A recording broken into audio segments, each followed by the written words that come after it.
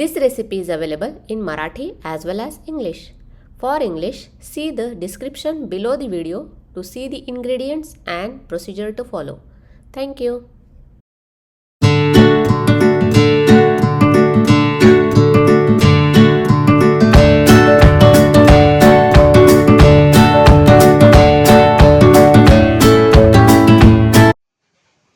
नमस्कार, मी रेखाच किचनमध्ये आपणा सर्वांचं खूप खूप मनापासून स्वागत.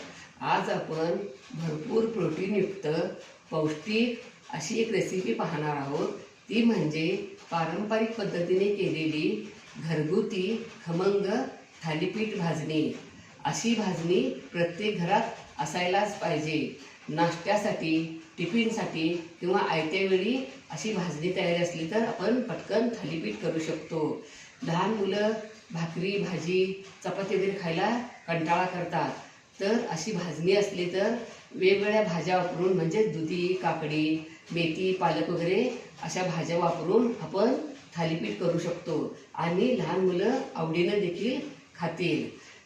सर्व कडधान्ये आणि डाळी भाजल्यामुळे ही भाजणी पचायला हलकी होते. त्यामुळे लहानांपासून मोठ्यांपर्यंत सर्वांनाच या भाजणीचे थालीपीठ केले तर खायला चालते. या अगोदर आपण दुसऱ्या एपिसोडमध्ये भाजणी न करता घरी उपलब्ध असलेल्या पिठापासून म्हणजेच मिश्र पिठापासून खमंग थालीपीठ कसे करायचे हे पाहिले आहे. 106व्या एपिसोडमध्ये उपवासाची थालीपीठ भाजणी, उपवासाचे थालीपीठ कसे करायचे हे देखील पाहिले आहे. 37व्या एपिसोडमध्ये ज्वारीची भाकरी पारंपरिक पद्धतीने थापून कशी करायची हे पाहिले आहे. तेव्हा आपण ज्वारीचे आयुर्वेदिकदृष्ट्या आपल्या शरीराला कोणकोणते फायदे होतात हे जाणून घेतले आहे.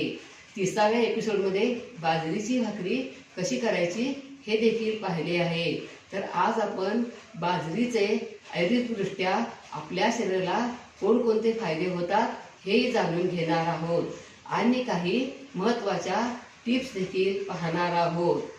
तर मग काय खायचंय ना गरमागरम थालीपीठ, त्यावर लोण्याचा गोळा आणि मस्तपैकी मडक्यातलं घट्ट दही.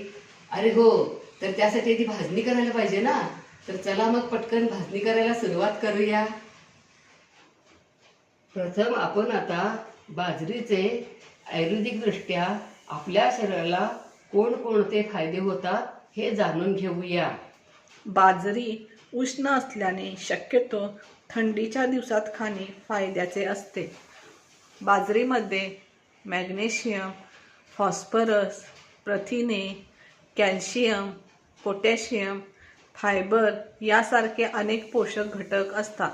बाजरीच्या नियमित सेवनाने शरीराची हाडे मजबूत होतात, तर हृदयही निरोगी राहते, सर्दीचाही त्रास होत नाही. बाजरीच्या सेवनाने रोगप्रतिकारक शक्ती वाढते, शरीरातील कोलेस्टेरॉलची पातळी नियंत्रित राहण्यास मदत होते. बाजरीमध्ये पोटॅशियम, मॅग्नेशियम जास्त प्रमाणात असल्याने रक्तदाब नियंत्रित राहण्यासाठी मदत होते.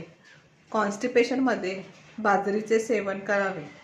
बाजरी खाल्ल्याने वजन नियंत्रित राहते, त्यामुळे बाजरीचा समावेश आपल्या आहारात जरूर करा आणि आपले आरोग्य उत्तम ठेवा.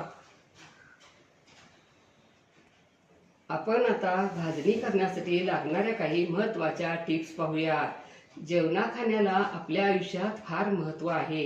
आजकालच्या धावपळीच्या जीवनात ब्रेड, बटर, सॉस लावून खायचे आणि कामासाठी नोकरीसाठी पळायचे. मुलांना डब्यातही हेच द्यायचे. पण आणि सर्वच आता आयते मिळते.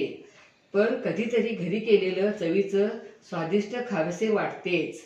पण काही पदार्थ अजूनही घरी केले जातात. त्यातलाच एक पदार्थ म्हणजेच थालीपीठ. हा पदार्थ भरपूर प्रोटीनयुक्त आणि पौष्टिक आहे. सर्व कडधान्य डाळी भाजल्यामुळे पचायला हलके होतात. तेल नको असले तरी आता आपण नॉनस्टिकमध्येही थालीपीठ करता येते. ज्यांना डायबिटीस आहे त्यांच्यासाठी भाजणी करताना ज्वारी आणि तांदळाऐवजी बाजरी आणि नाचणी जास्त घालायची.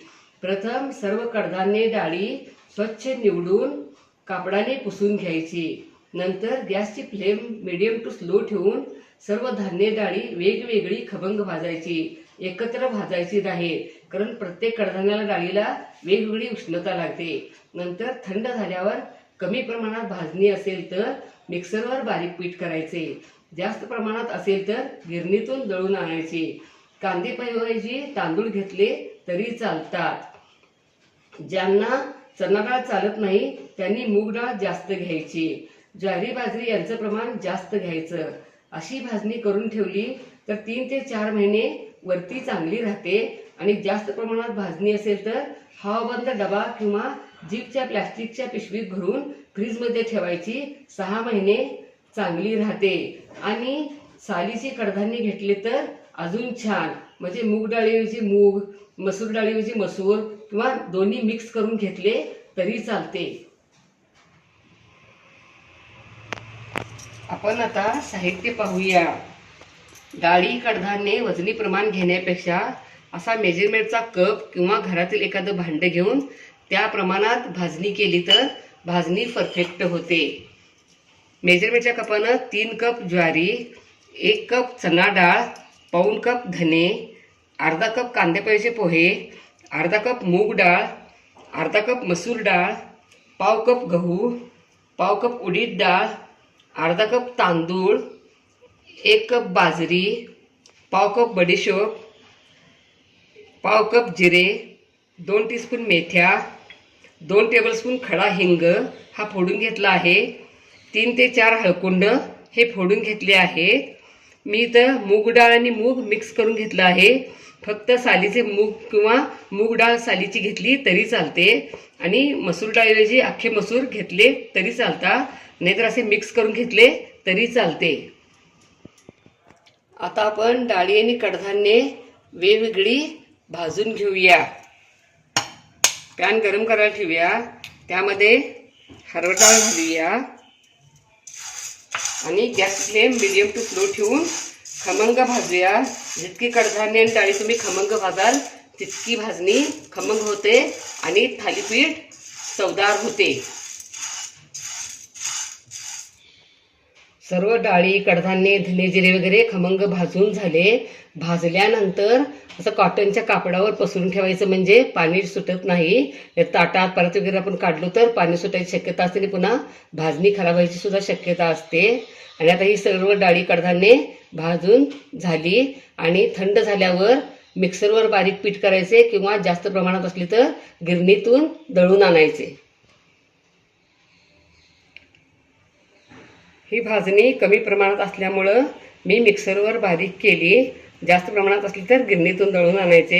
आणि आता ही खमंग थालीपीठ भाजणी तयार. वाह, क्या बात है, लाजवाब. अशा पद्धतीनं खमंग थालीपीठ भाजणी जरूर करा. तुम्हाला नक्कीच आवडेल. लाईक आणि सबस्क्राईब करा. कमेंट बॉक्समध्ये कमेंट टाका. पुन्हा असेच भेटत राहू नवीन नवीन वेगवेगळ्या आणि छान छान रेसिपी घेऊन महत्त्वाच्या टिप्ससह. धन्यवाद. मस्तपैकी गरमागरम थालीपीठ, त्यावर लोण्याचा गोळा आणि मडक्यातलं घट्ट दही जरूर करून खा आणि आपले आरोग्य उत्तम ठेवा. Don't forget to like, share, comment and subscribe. Hit the notification bell ting to get the notifications whenever we upload the new video. Stay tuned for healthy, homemade and tasty recipes every week. Thank you.